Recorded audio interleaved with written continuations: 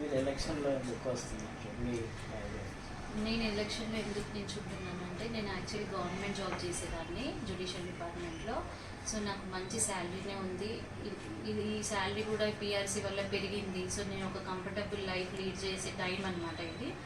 So మాకు ఒక rented హౌస్లో ఉంటున్నాం మేము. సో దీంతో నేను ఒక హౌస్ లోన్ తీసుకొని ఇల్లు కట్టుకొని నేను మంచిగా కంఫర్ట్గా ఉందామనేసి అనుకున్నాను. బట్ దెన్ నాకు ఇక్కడ ఏరియాలో ఉన్న చాలా సమస్యలు అనేటివి రోజు చూస్తున్నాం తరచుగా. ఇక్కడ స్లమ్ ఏరియాస్ను క్రాస్ అయ్యి నేను ఆఫీస్కి వెళ్ళాలి. అక్కడ స్లమ్ ఏరియాలో ఏదైతే మురికివాడలు ఉన్నాయో ఆ మురికి నుంచి ఆ మురికి వాటర్ నుంచి నేను వెళ్ళడము, రోజు ఆ డ్రైనేజెస్ లీకేజెస్ చూడడము, ఇవి గత కొన్ని సంవత్సరాలుగా నేను చూస్తున్నాను. సో వీటిని సాల్వ్ చేయడానికి అధికారుల దృష్టికి తీసుకెళ్ళినప్పటికీ కూడా ప్రజలు no response from any officers or authorities. తర్వాత నేను లోకల్ పీపుల్ని అడగడం జరిగింది, ఎంతకాలం నుంచి మీరు ఈ సమస్య ఫేస్ చేస్తున్నారు అని. అంటే వాళ్ళు ఓవర్ 30-40 years నుంచి ఇది ఇలాగే ఉంది, ఎంతోమంది వస్తున్నారు వెళ్తున్నారు leaders, but there was no use అని చెప్తున్నారు.